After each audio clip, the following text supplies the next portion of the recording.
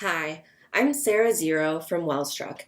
In today's lesson, I'm going to teach you how to install Google Analytics on your Squarespace website. Even though Squarespace has a built-in analytics tool, it's not nearly as robust as Google Analytics.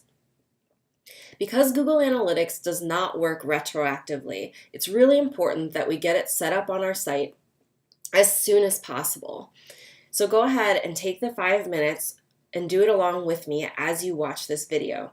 It's really the first step towards building up your SEO or your search engine optimization. We have to be able to measure where we started to know whether our search engine optimization techniques are working. So even if you're not ready to dive into the analytics and learn all about Google Analytics, we want to get this snippet of code on our website so that when we are ready to dive into it, we have data to pull from. I'm going to start off by assuming that you already have a Squarespace website. If you don't, go ahead and start one. All you really even need to get started is a simple cover page that could say something like "Website coming soon." If you have a fully built out site already, that's great too. Either way, you're going to log in here to the back end of Squarespace. We're going to go ahead and click Settings, then Advanced.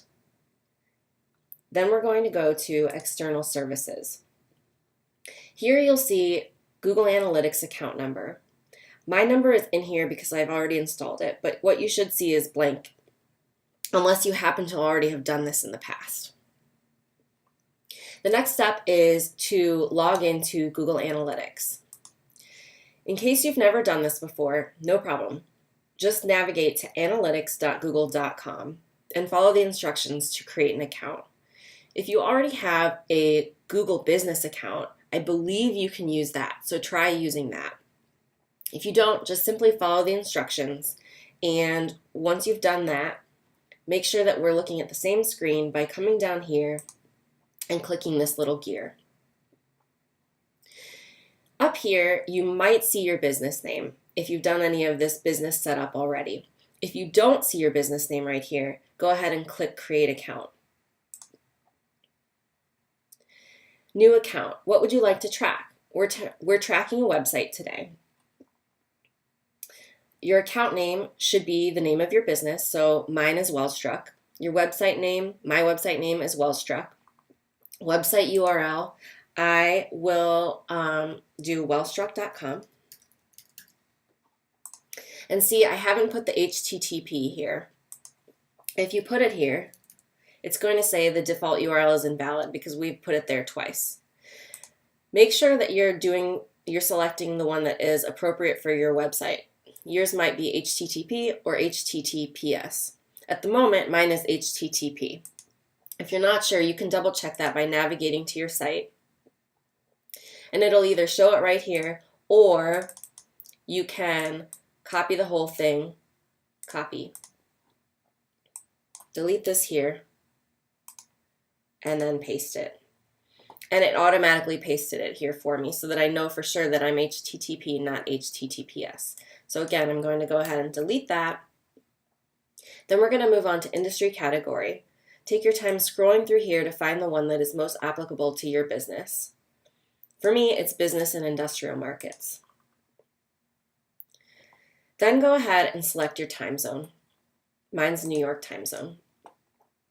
You can take the time to read through all of these details. For now, I'm just going to leave all the recommended boxes checked. Now, I already have an account set up, so I don't want to confuse things. I'm going to go ahead and cancel out, but you can go ahead and click Get Tracking ID. Once you click that, I'm not exactly sure off the top of my head which page it's going to take you to.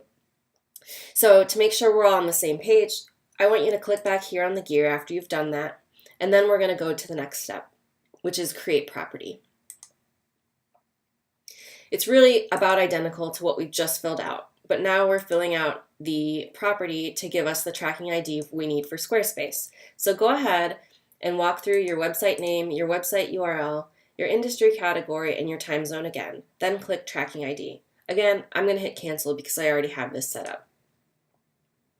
To get back to the screen, again, you can always hit the gear button over here. We're almost done. Click Tracking Info, Tracking Code. And here you'll find your tracking ID. So go ahead and highlight that,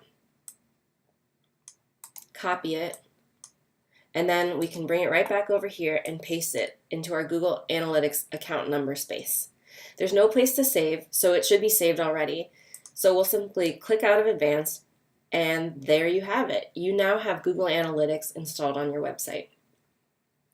If you're feeling curious after a few days of collecting data with Google Analytics, which is all happening in the background of your site, you don't even have to think about it anymore, you can go ahead and bookmark Google Analytics.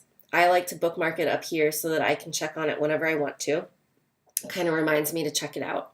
You can come back to Google Analytics and poke around. You're not going to break anything by clicking around, so if you're curious about who your audience is, you can just poke around and see who they are, see the overview, see their demographics, see their interests. It's really crazy how much information you can see. As for next steps, well, if you're interested in learning more about SEO with more tutorials a lot like this one, I'm launching SEO for Squarespace, an e-course, January 24th, 2019. I'd love to have you be a part of it, and I'm even going to build in a secret Facebook group just for people in the course so that we can help each other out along the way. If you have any questions about SEO, send them my way at s0@wellstruck.com. In the meantime, I'd love to hear if you found this tutorial helpful, and I'd also love to hear what other questions you have about SEO as I'm finishing up the recording for the course. Until next time, thanks for tuning in.